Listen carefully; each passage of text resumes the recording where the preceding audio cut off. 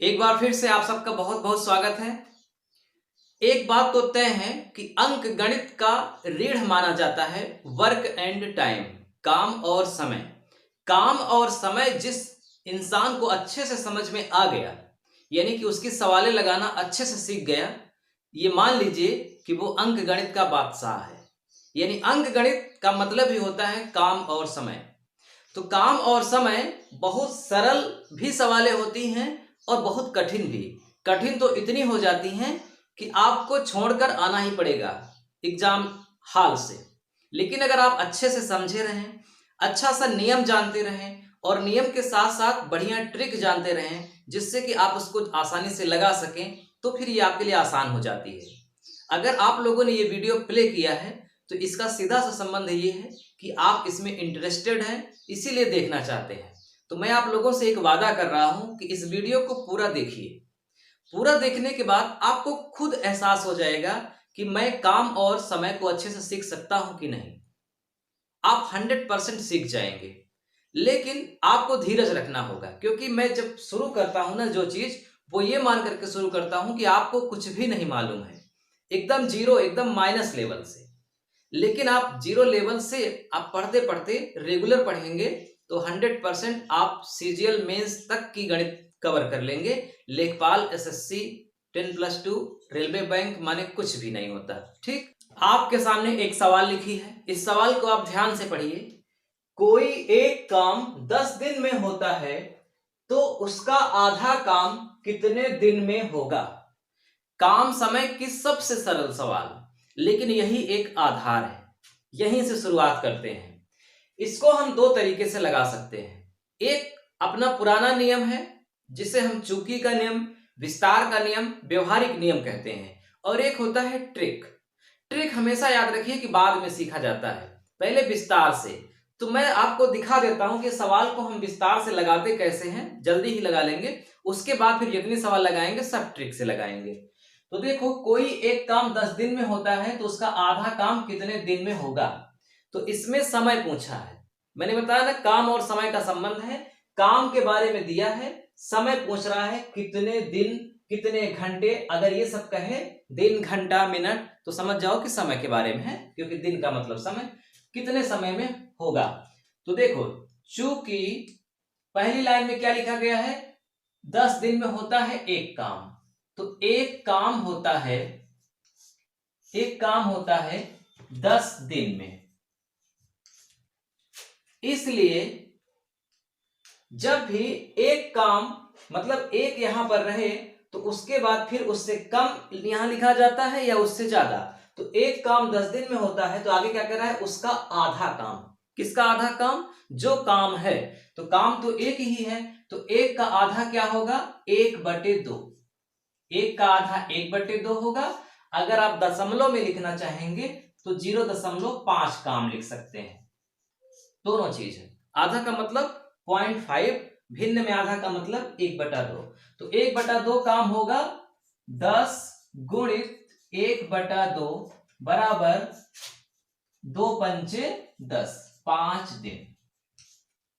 और यहां अगर 0.5 लिखे रहेंगे तो 10 में 0.5 का गुणा करेंगे, तब भी क्या आएगा? 5 दिन। ये आप लोगों ने कक्षा 3 से ही पढ़ना शुरू कर दिया है, फिर भी आज मैं आपको पढ़ा रहा हूं इसलिए ताकि आप समझ जाएं कि ये वही सवालें हैं जो हम पढ़ चुके हैं। अब देखिए, अब हम आपको ऐसा नियम बताते हैं जिससे आप हर सवाल लगा लेंगे। सिर्फ यही सवाल नहीं, जो इतनी सरल है, सिर्फ यही नहीं, सारी सवाल लगेगी। अब नियम ये है, आपको एक लाइन खींचना है। समझिएगा, एक तरफ आपको लिखना है काम, एक तरफ आपको लिखना है समय। आप इसको अगल बगल कर सकते हो, काम यहां समय यहां, मतलब कोई कहीं भी लिख सकते हो। एक तरफ काम, एक तरफ समय, आपने लिख दिया। अब इसका मतलब यह हुआ कि काम के नीचे काम लिखेंगे, समय के नीचे समय लिखेंगे, और बीच में बराबर का चिन्ह लगा ही है। तो कितना काम है? कोई एक काम। तो देखो यहां मैंने लिख दिया एक काम। कितने दिन में होता है? 10 दिन में। अगर कहता 10 घंटे में तब भी 10, 10 मिनट में तब भी 10, क्योंकि समय की बात हो रही है। जिसमें लिखा रहेगा उसी में उत्तर आएगा। दिन लिखा है दिन में उत्तर आएगा, घंटा लिखा है घंटे में, तो उससे मतलब नहीं है। काम के नीचे काम, समय के नीचे समय, यानी कि पहली लाइन हो गई कंप्लीट। दूसरी लाइन में हमेशा वो लिखा जाता है जो पूछा गया है। तो पूछा क्या गया है? उसका आधा काम।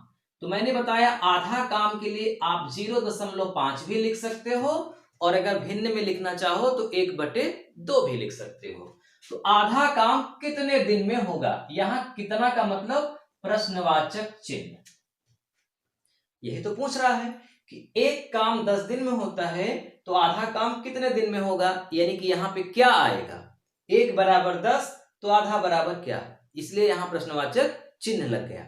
आप चाहें तो यहाँ x भी लिख सकते हैं, y भी लिख सकते हैं, आपकी मर्जी। तो हमने यहाँ प्रश्नवाचक चिन्ह लिखा है। इसका मतलब क्या हुआ? यह एक रैखिक समीकरण है। अगर आपने रैखिक समीकरण का वीडियो नहीं देखा है तो उसका लिंक डिस्क्रिप्शन में है, आप वहां से देख लीजिए। ये रैखिक समीकरण है, और इस पूरी सवाल में रैखिक समीकरण हर जगह इस्तेमाल होगा ही। इसका मतलब ये होता है, अब थोड़ा सा इसको आप विस्तार से समझ लीजिए। अभी मैं इसको लगा रहा हूं। जैसे आप लिख दीजिए 10/2, तो इसका मतलब बराबर जब करेंगे तो आता है 5/1। चूंकि 1 लिखा नहीं जाता भिन्न के रूप में, इसलिए सीधा सीधा 10/2 बराबर 5 आप लिख देते हैं। इसका मतलब ये हुआ कि बराबर के इधर जो लिखा है और बराबर के उधर जो लिखा है, दोनों का मान एकदम बराबर है, इसलिए बराबर का चिन्ह लगा है। और ये बराबर का नियम ये कहता है कि इस भिन्न यानी कि बाईं तरफ जो भिन्न है उसके अंश का दाईं तरफ भिन्न के हर में गुणा करेंगे तो जो आएगा वही बाईं तरफ की हर का दाएं तरफ के अंश में गुणा करने पर आएगा। जैसे 10 का 1 में गुणा करोगे 10 1 कम 10, बराबर 2 का 5 में गुणा करोगे 2 पंचे 10। देखो बराबर आ रहा है ना? बराबर का मतलब यही होता है। इसका मतलब इधर जितना है उतना ही इधर भी होना चाहिए, इसीलिए बराबर का चिन्ह लगा है। तो अब बराबर करना है तो जाहिर सी बात है कि तिर्यक गुणा होगा। 1 का प्रश्नवाचक चिन्ह में गुणा होगा तो प्रश्नवाचक चिन्ह ही रहेगा, क्योंकि गणित का ये नियम ही है पहाड़े का कि किसी भी संख्या या अक्षर का गुणा 1 में करते हैं तो 1 नहीं आता, बल्कि जिसका गुणा किया गया है वो आता है। जैसे आप x का 1 में गुणा करेंगे तो x 1 कम x आएगा। 5 का 1 में गुणा करेंगे तो 5 1 कम 5 आएगा।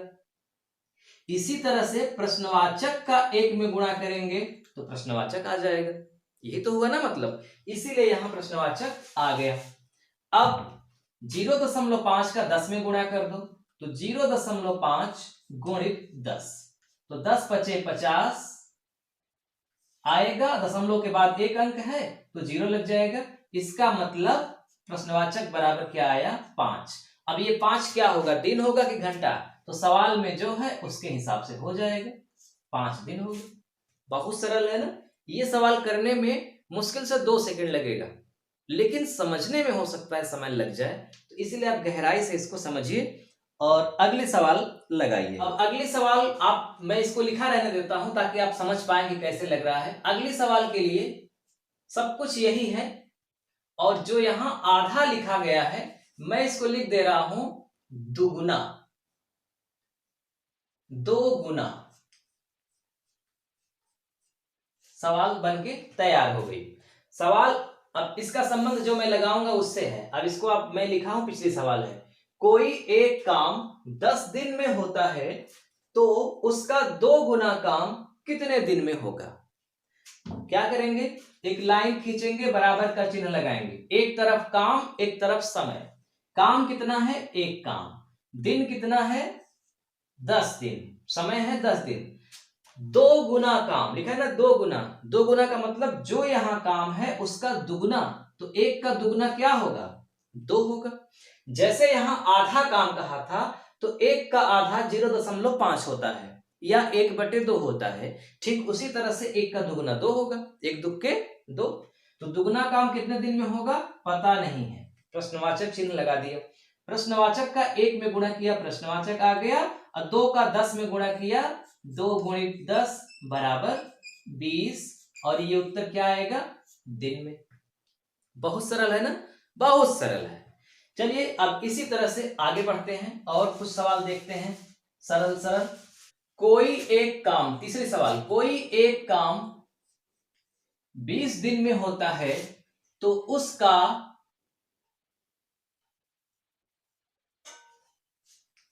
3/4 काम कितने दिन में होगा?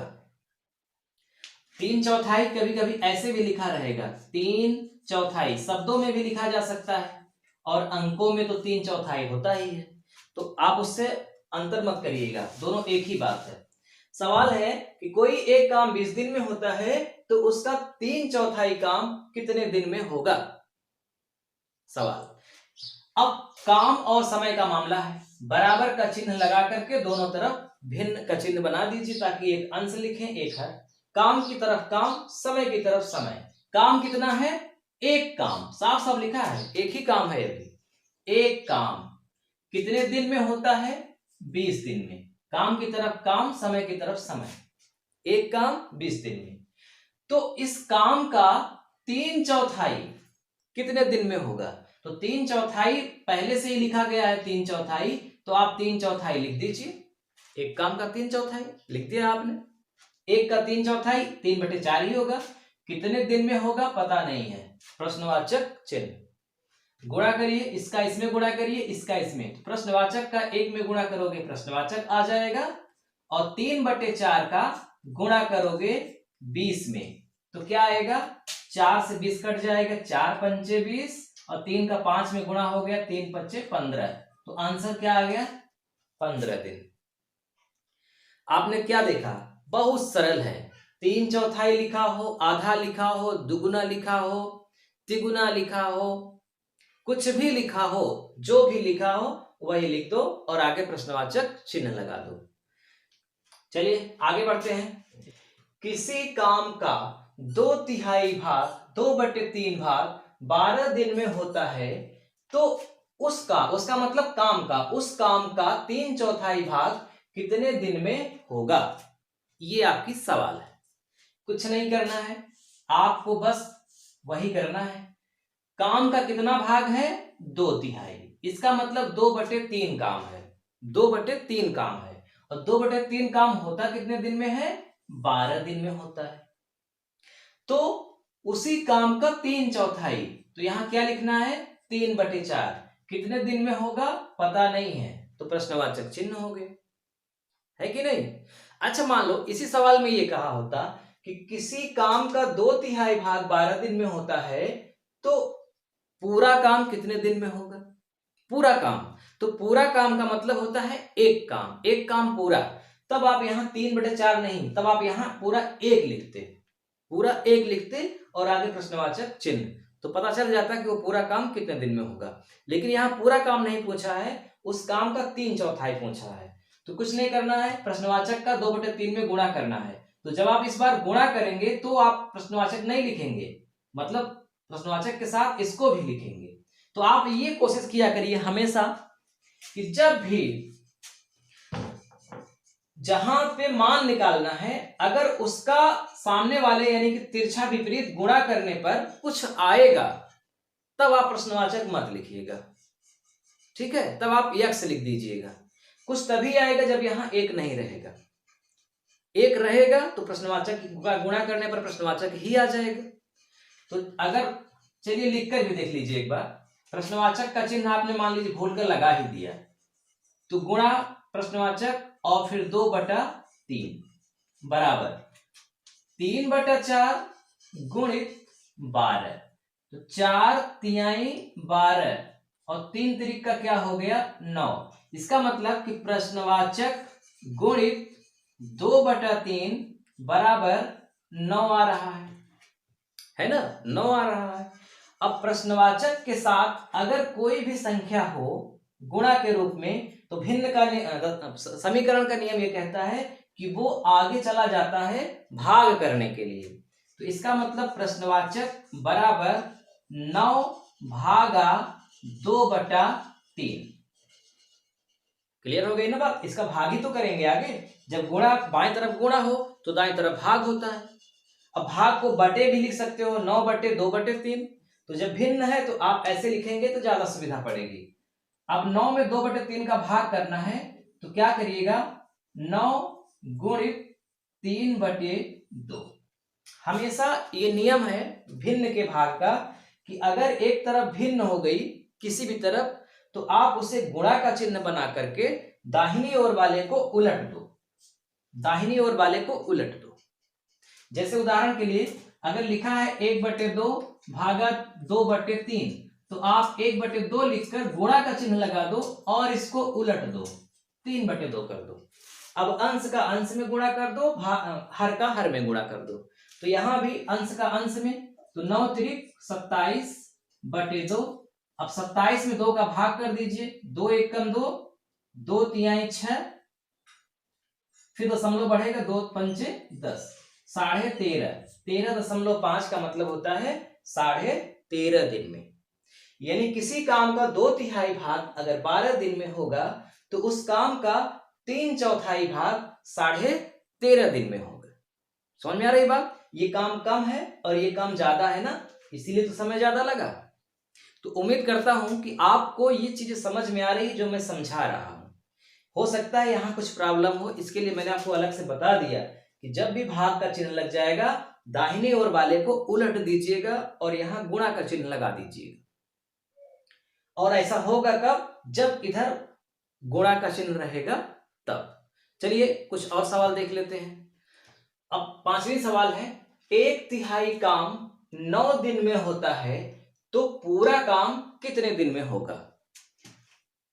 नियम में चेंज होने वाला है नहीं काम, तो 1/3 काम 1/3 यानी कि 1/3 कितने दिन में होता है? 9 दिन में। इधर काम इधर समय, 1/3 काम 9 दिन में। तो पूरा काम कितने दिन में होगा? पूरा काम का मतलब, जब भी पूरा काम कहे उसका मतलब होता है एक काम। तो पूरा का मतलब होता है एक, पूरा का पूरा। कितने दिन में होगा पता नहीं है, प्रश्नवाचक चिन्ह। इसका इसमें गुणा होगा, इसका इसमें गुणा होगा। तो प्रश्नवाचक का 1/3 में गुणा होगा तो प्रश्नवाचक गुणित 1/3 बराबर 1 का 9 में गुणा होगा, 1 गुणित 9। तो इधर क्या आ जाएगा? देखो मैंने बताया आपको ना कि आप प्रश्नवाचक के साथ चाहे तो कुछ और भी लिख सकते हैं, आप यक्स भी लिख सकते हैं। कुछ लोग यक्स से बहुत घबराते हैं, इसीलिए मैं अभी तक यक्स नहीं लिख रहा था। लेकिन अब आप समझ गए होंगे कि जहां हम प्रश्नवाचक लिखते हैं वहीं पर यक्स या वाई या जेड ये सब चीजें लिखी जाती हैं। तो आप यहाँ यक्स लिख सकते हो।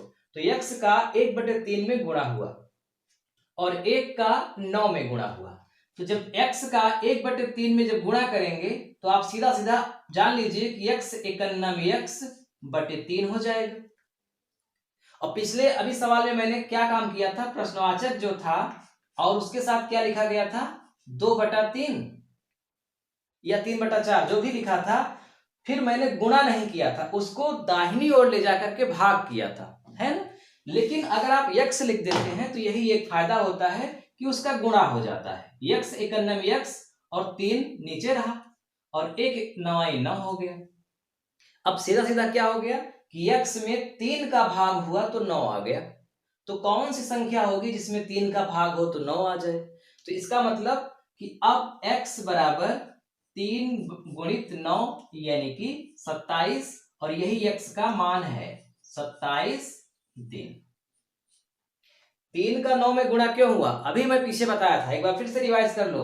अभी मैं बताया कि जैसे 10/2 बराबर 5 होता है तो आप क्या करते हो कि 10/2 बराबर 5/1 लिख सकते हो। और जब आप लिख देते हो तो इसका इसमें गुणा होगा, इसका इसमें, तो 10 एकन्नम 10 और 2 पंचे 10, देखो बराबर हो गया। या फिर डायरेक्ट क्या कर सकते हो, डायरेक्ट कर सकते हो कि 10 लिखा रहने दो और 2 का 5 में गुणा कर दो तिर्यक, तो 2 पंचे 10 तब भी आ गया, मतलब कम लिखने के बाद भी आ गया।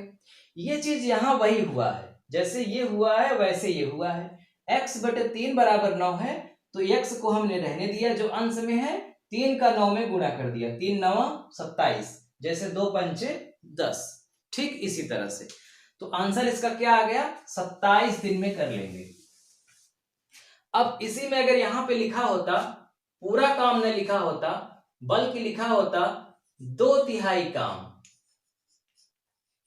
छठवीं सवाल के रूप में 2/3 काम कितने दिन में होगा? तो सब कुछ यही रहता, यहां पर बदल कर लिख दिया जाता 2/3, यानी 1/3 काम 9 दिन में होता है, तो 2/3 काम कितने दिन में होगा? तो 1/3 बराबर 9, 2/3 बराबर x। ठीक है, x का 1/3 में गुणा होगा, x गुणित 1/3, फिर 2/3 का 9 में गुणा होगा, x एकन्ना में x बटे 3, 2 9 18/3। समीकरण का एक नियम और ये कहता है कि अगर हर के रूप में दोनों तरफ बराबर हो तो दोनों को काट दो, और अंश के रूप में दोनों तरफ बराबर हो तब भी काट दो। और अगर आप नहीं काटना चाहते, अगर काट देते हैं तो सीधा सीधा 3 से 3 कट गया, तो आपका आंसर आ गया x बराबर 18 दिन। सवाल लग गई, 3 3 कट गया ना भाई, यहां भी 3 है, यहां भी 3 है, तो कैंसिल हो गए। अगर आप नहीं भी कैंसिल करेंगे ना, अगर आप नहीं कैंसिल करना चाहते, गुणा करना ही चाहते हैं, तब भी आंसर वही आएगा। तो x का फिर से 3 में गुणा होगा तिर्यक, क्योंकि बराबर का चिन्ह लगा है, तो 3 का x में गुणा करेंगे 3x, 18 का 3 में गुणा करेंगे 18 3 का 54, तो x बराबर क्या हो जाएगा 54, और ये 3 यहां चला आएगा, 54 में 3 का भाग करेंगे 18, प्रक्रिया थोड़ी बड़ी हो जाएगी। इसीलिए आपको शॉर्टकट तरीका बीच बीच में हम बताते रहेंगे। 3 से 3 कट गया, सीधा x बराबर 18 आ गए। तो आज काम और समय का ये जो पहला भाग था, पहला दिन, इसमें एकदम हमने बेसिक सवालें लिया है, और मुझे उम्मीद थी कि आपको पहले से ही मालूम रहा होगा। आज मैंने इतना विस्तार से उन लोगों के लिए बताया है जो गणित में कमजोर हैं, गणित से घबराते हैं। आप जान लीजिए कि जैसे आपको ये सवालें समझ में आ गई हैं, ऐसे ही काम समय से चाहे जितनी कठिन सवाल होगी सब मैं समझा दूंगा। लेकिन बस आप धीरज रखिएगा, और शाम को 7 बजे रोज वीडियो को प्ले करिएगा और कॉपी पेन लेकर के बैठ जाइएगा। न आपको कोई किताब पढ़नी पड़ेगी, न किसी का नोट्स, बस केवल हमारा नोट्स बना लीजिए। पूरी गारंटी है कि आप गणित सीख जाएंगे। ठीक है, मिलते हैं अगले वीडियो में। नमस्कार।